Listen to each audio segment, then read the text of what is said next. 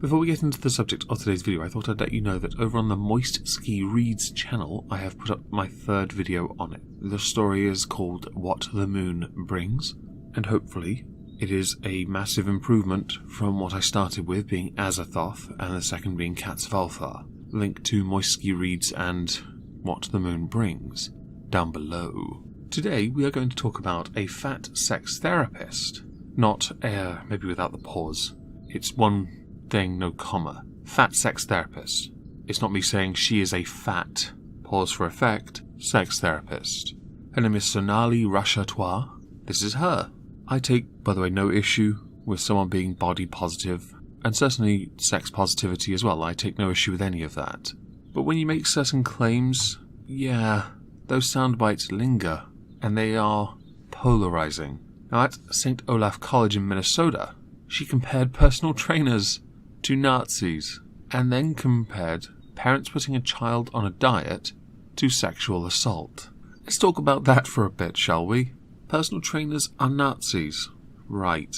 Because somebody who's been hired to help you shift weight or get into a shape or to get you into a condition or to help you get into a routine where you are able to best look after your body, because you only get one of these. You only get one body, and you want the very best version of it. And that may not be the thinnest. It may not be the most muscular. It may be, for you, the fattest. And that's not me now saying, oh, you're fat, fuck you, cunt. No, I'm merely stating the very best version of you is what the personal trainer is trying to find, because in their mind, they are paid to make you, or help you, get fit. As that is, to most people, the optimum version of you. We want you to live the longest possible life. Even I do. I want you, Sonali, to live a long, healthy, happy life. You're not going to until you hit the wall. But until then, keep doing what you're doing. Keep doing you, girl. Anyway, personal trainers are paid to help you. You choose to seek help, by the way, and you know the consequences of what they are going to do to push you. Some are compassionate, by the way. You'd know this if you'd ever stepped foot in a gym. Not all personal trainers are Nazis. I mean, some might actually be what some consider to be a neo-Nazi, maybe? But for the most part, they're just there to do a job. Some take it very seriously, and some take a more compassionate route. So as the purpose of a personal trainer is to help you live longer by getting you fitter, I'm not entirely sure how that compares to a group that killed over 6 million Jews. I would love to hear the mental gymnastics going on in what must be a rather insulated by blubber pea-sized brain. She was quoted as saying, "I truly believe that a child cannot consent to being on a diet the same way a child cannot consent to having sex." Continuing, "I experience diet culture as a form of assault because it impacts the way that I experience my body." Two things. Firstly, you cannot compare sex and food unless you're one of those that likes to do both at the same time, you freak. Surely you get cramps. When it comes to children, there are informed decisions a child can make. We all know this. This is well established. It is down to the parent to teach values. If a child gets fat or starts to get obese, with an obese problem arising in most of our countries, the word prevalent seems apt. It is right that if the parent is proactive enough that they help their child before any early issues arise from being fat, it is right then that the parent look after their child, because that is a form of neglect. If you let your child go and you don't give them the best chance, you've abandoned your child. I don't understand this incredible laziness on parents' parts, where they don't do enough to stop their kid from going down that path. If a kid as an adult decides to be fat, fair enough. I look forward to the day you become a burden on the taxpayer when you're being weighed on elephant scales, or those heavily reinforced ones that Amberlin Reed uses, that somehow manage to go up to £600. The point is, children cannot make informed decisions. It's why kids are not permitted to have sex. In that same sense, they can't make informed decisions about, well, I guess what they eat. It's why it's down to the parent to feed them.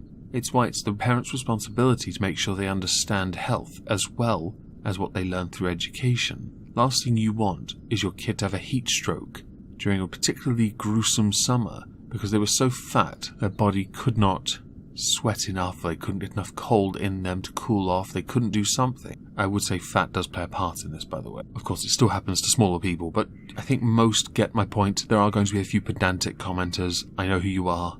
Thank you. The comments that Sonali Rashatoir made were in context of a 2-hour speech that was sponsored by St. Olaf's College's Wellness Centre, Women's and Gender Studies Department, and Centre for Equity and Inclusion on the topic of radical fat liberation. I don't understand what there is to liberate for fat people. You're fat. Okay, now what? I also think this is fantastic to have Women's and Gender Studies Department and Centre for Equity and Inclusion. Like, those two departments need to be different. Although I guess there's an irony at the same time. During this talk, there were a number of assertions made, 2 of which were quite fascinating. The first being that fitness contributed to the recent Christchurch shooting. Right.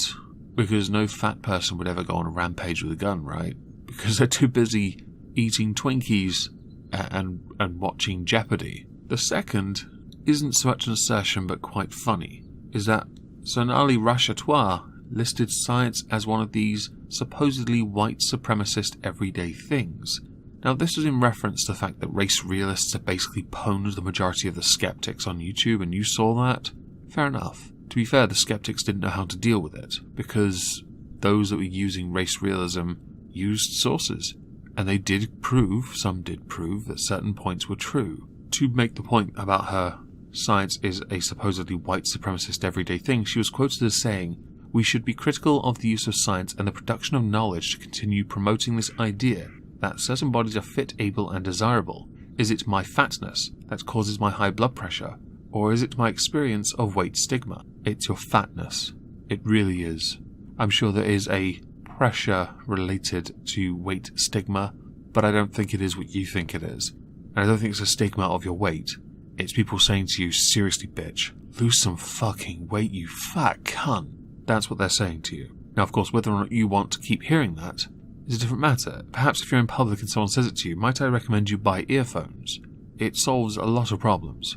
Have a very grumpy face and you'll be totally unapproachable. And that way, you won't have to deal with these people. You can then stay insulated on a college campus to protect yourself in your safe space from all that hate speech. And at home, where you are surrounded by, I assume, many boxes of ding-dongs. Another rather interesting claim she made, because she doesn't like science, is that she claimed there is no connection between high blood pressure and obesity. And her being quoted as saying, this one's pretty funny, this conversation about pushing off our own well-being onto the individual is part of these 1980s Reagan-era policies that try to move that structural obligation of a system and this social safety onto the individual, instead of thinking that there should be social supports that also help me to subsidise my food costs. If someone ever introduced that kind of policy into the UK, I promise you the first thing I'm going to do is start tweeting to every fat person in the UK that cheers about it that you're a fat cunt. Hell, I might just go up to every fat cunt in the United Kingdom and tell it to their face. No one should subsidise your decision to be greedy. If you want to be a greedy fat cunt, you do it with your own money on your own time. And if you can't afford that, then might I recommend you stop ploughing all that food into your face, because it is not a good lifestyle choice to put in so much knowing that you have to maintain that weight because your body is trying to get it down again. Your own inaction and your own poor decisions are yours to live with, your own personal consequences. Much like the medical bills you'll have to pay when you finally have to lose the weight. That'll either happen before or after you have a heart attack. Best of luck to you on that one, Sonali Rashatoir. You are an absolute moron.